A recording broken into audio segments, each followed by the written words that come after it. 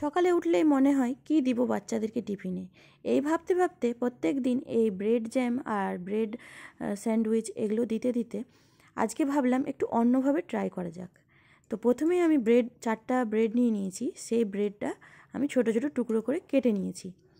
এগুলো হচ্ছে হোয়াইট ব্রেডটাকে আমি এই চিলি ব্রেড হিসাবে ব্যবহার করেছি। আজকে আমার রেসিপির নাম হচ্ছে চিলি ব্রেড। তো প্রথমে এইভাবে ছোট ছোট আমি টুকরো করে নিয়েছি। তারপরে আমি কিছু ক্যাপসিকাম, পেঁয়াজ, কাঁচা লঙ্কা কিউব আকারে কেটে নিব, যেরকম আমরা চিলি চিকেন বা চিলি পনিরে দিয়ে থাকি সেইভাবে ছোট ছোট করে কেটে নিব।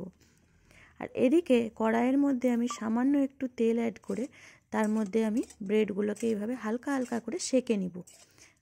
তেল বেশি দেওয়ার দরকার নাই, সামান্য একটু তেলের মধ্যে এইভাবে কম আঁচে ভেজে নিতে হবে। তারপরে কড়াইয়ের মধ্যে সামান্য একটু তেল দিয়ে তাতে কাঁচা লঙ্কা আর থেতো করা আদা আর রসুন আমি অ্যাড করে দিলাম। তারপরে দিয়ে দিব ক্যাপসিকাম আর পেঁয়াজ, এগুলোকে আমি কিউব আকারে কেটে নিয়েছি। বাস কিছুক্ষণ হাই ফ্লেমে এটাকে একটু নাড়াচাড়া করে এর মধ্যে আমি 3 রকম sauce, soy sauce, chilli sauce আর টমেটো কেচাপ এই 3টা অ্যাড করে দিব।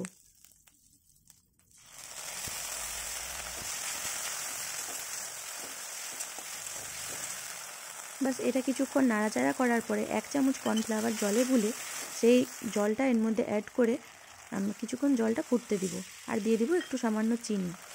জলটা যখন ফুটে আসবে ব্রেডগুলো দিয়ে দিলেই আপনাদের ব্রেড চিলি একদম রেডি। এই রেসিপিটা আপনারা বাচ্চাদেরকে টিফিনে একবার দিয়ে দেখেন, বাচ্চারা একদম 110% যে আপনাকে পরের দিন অবশ্যই বানাতে বলবে, এত টেস্টি হয়। আমি আমার বাচ্চাদেরকে দিয়েছিলাম, এসে নিয়ে তাদের বন্ধুবান্ধবরা খেয়েই শেষ করে দিয়েছে, আর খেয়ে এসে বলছে মা আমাকে আবার বানিয়ে দিবা। তো এইটা যেন আপনাদের সাথেও হয়, অবশ্যই একবার বানিয়ে দেখুন। রেসিপিটা জাস্ট অ্যামেজিং হয়। এভাবে নতুন নতুন স্বাদে ব্রেডের একটা নতুন রেসিপি করার চেষ্টা করেছি। তো ভিডিওটা ভালো লাগলে লাইক করবেন, আর চ্যানেলে নতুন থাকলে অবশ্যই চ্যানেলটা সাবস্ক্রাইব করে দিবেন।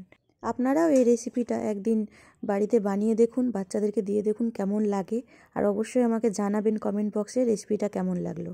আবার দেখা হবে খুব সহজ সিম্পল রেসিপির সঙ্গে আপনাদের সাথে। তো ততক্ষণের জন্য বাই বাই।